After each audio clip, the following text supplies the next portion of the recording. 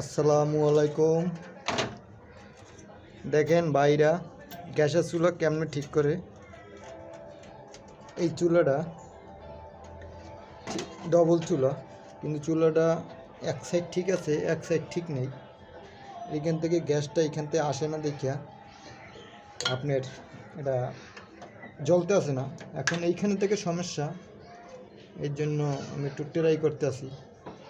এই যে দেখেন, এই একটা বল্টু আছে, এই বল্টুর একটা ফুকো আছে। এই যে দেখেন, এই ফুকোটা আটকে গেছে দেখি গ্যাসটা বাইরে। এই যে ফুকোটা এখন মালটা পড়ে গেছে, এখন এটা গ্যাস বাইরে। হ্যাঁ, এখন আপনারা যদি চেষ্টা করেন আপনারা কিন্তু নিজে করতে পারবেন।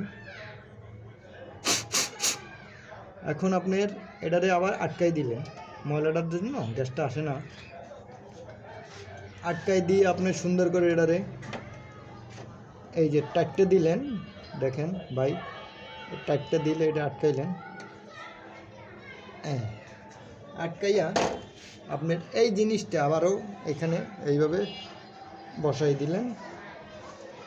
এই যে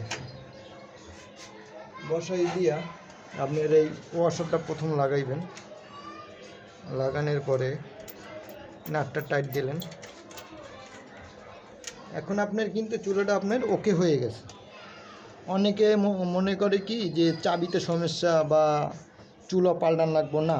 আপনার এটা জানতে হবে, বুঝতে হবে। এই চুলাটা আমি এখন এটা ওকে করে দিই। ওকে করে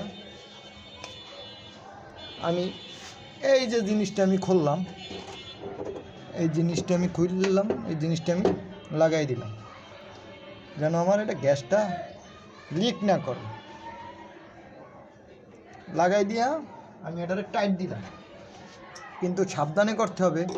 আশেপাশে কোনো আগুন রাখা যাবে না জ্বালাইয়া। তারপরে আপনি এটা প্যাঁচটা লাগাইয়া তারপরে আপনি আগুন জ্বালান, কোনো সমস্যা হবে না। কিন্তু আগুন এটা খুইলে আপনার আগুন আশেপাশে রাখা যাবে না, আপনার রিস্ক হয়ে যাবে। কিন্তু এটা আপনারা ইচ্ছা করলে আপনি নিজেও পারেন, বা কেউ দিয়া না বললে আপনি জিগেই নিতে পারেন।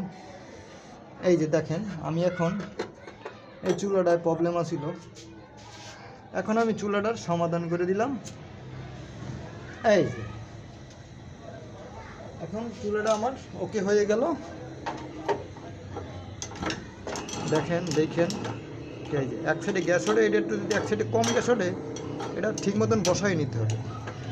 কিন্তু আপনার এই যে এখন আপনার পুরোপুরি ঠিক আছে। হ্যাঁ, এখন আপনারা দেখা কমেন্ট করে জানাবেন কেমন হয়েছে, ভালো মন্দ। আর লাইক শেয়ার করবেন, আমার পাশে থাকবেন। আসসালামু আলাইকুম।